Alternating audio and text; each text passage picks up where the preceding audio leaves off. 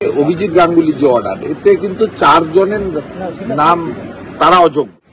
এখানে on record 1803 জনের এই লোকগুলোর ভবিষ্যৎ, including Mamata Banerjee and her caucus, এদের ভবিষ্যৎ কিন্তু ঠিকানা হচ্ছে জেল। সিপিএম জানতো যে আমরা আরো 50 বছর 100 বছর থাকবো, নাতিরাও মুখ্যমন্ত্রী মন্ত্রী তালিকা প্রকাশের একটা একদম বোগাস তালিকা। মমতা বন্দ্যোপাধ্যায় এই জটিলতাটাকে কন্টিনিউ করতে চান। 1803 জনের নাম প্রকাশ করেছে, এটা অসম্পূর্ণ তালিকা। আমি আপনাকে বলছি, এসআইআর এ যেমন আমি বলি যে 4 দফা নাম থাকবে না, বারে বারে বলি, ভবিষ্যতেও বলবো বাকিদের নাম থাকবে, কোনো চিন্তার কারণ নেই। এক্ষেত্রেও এই যে তালিকার ক্ষেত্রে মানে সুপ্রিম কোর্ট, ডিভিশন বেঞ্চ এবং এর আগে অভিজিৎ গাঙ্গুলির যে অর্ডার, এতে কিন্তু 4 জনের নাম তারা অযোগ্য। কারা? যারা ওয়েমার টেম্পারিং হয়েছে তারা 1 নম্বর, একদম ক্রিস্টাল ক্লিয়ার। আপনার প্যানেলের যে টাইম ছিল, সেই মেয়াদ উত্তীর্ণ পরে যারা নিয়োগ পেয়েছে তারা, আপনার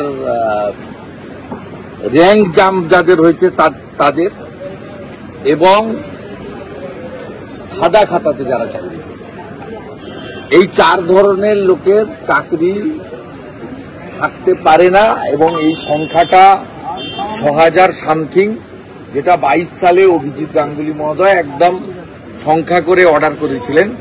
পরবর্তীকালে ডিভিশন বেঞ্চ সেই অর্ডার কন্টিনিউ করেছে, সুপ্রিম কোর্ট ওদেরই টেন্টেড বলেছে। এটা তো একটা দিক গেল। অন্যদিকে স্বাধীনতার পরে কোথাও হয়নি, এমনকি ত্রিপুরায় যে বাম সরকারের 10,000 সামথিং প্রাইমারি গেছিল, সেখানেও কিন্তু সরকার তাদের অযোগ্য স্বীকার করেনি।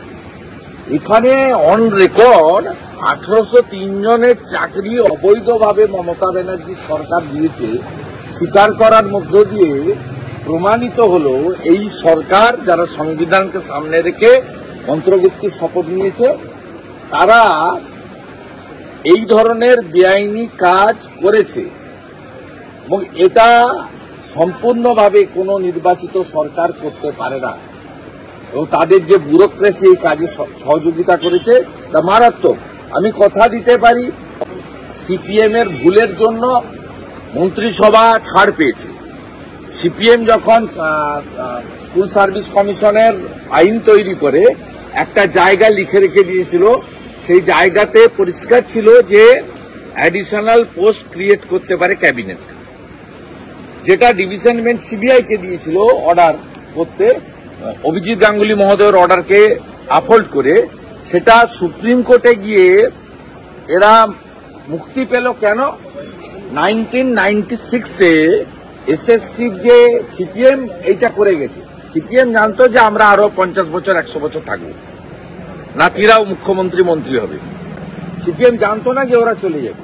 সেই জন্য সিপিএম 96 সালে স্কুল সার্ভিস কমিশনের রুলে রেখে গেছিল যে অতিরিক্ত শূন্য পদ ক্রিয়েট করতে পারবে ক্যাবিনেট। সেই কারণে মমতা ব্যানার্জি সহ তার পুরো ক্যাবিনেট তারা বাইরে আছে, যারা 2022 সালে 5ই মে অবৈধভাবে 5800 পোস্ট ক্রিয়েট করেছিল, যেটা তদানীন্তন গভর্নর, এখন x vice president Jagdeep Dhankhar আটকে দিয়েছে। এটা আমি বারে বারে ডকুমেন্ট হিসেবে দেখি। আমি পশ্চিমবাংলার বেকার যুবক যুবতীদের কাছে কথা দিতে পারি, ভারতীয় জনতা পার্টির বিরোধী দলনেতা হিসেবে, এই যে 1803 অ্যাডমিটেড বেআইনি লোককে চাকরি দিয়েছে, বিজেপিকে সরকারে আপনারা আনুন। আমরা স্পেসিফিক সরকারে এলে এফআইআর করে মন্ত্রী আমলা যারা এই বেআইনি লোকদেরকে অ্যাপয়েন্ট করেছে তাদের বিরুদ্ধে আমরা কঠিনতম ব্যবস্থা নেব। বিজেপিকে আপনারা এপ্রিল মাস 2026-এ সরকারে আনবেন। আমি কমিট করছি 8 মাসের জন্য, আপনারা 8 মাস পরে দেখে নেবেন, কথা কাজের মধ্যে মিলিয়ে নেবেন। এবং এই লোকগুলোর ভবিষ্যৎ, including Mamata Banerjee and her caucus, এদের ভবিষ্যৎ কিন্তু ঠিকানা হচ্ছে জেল।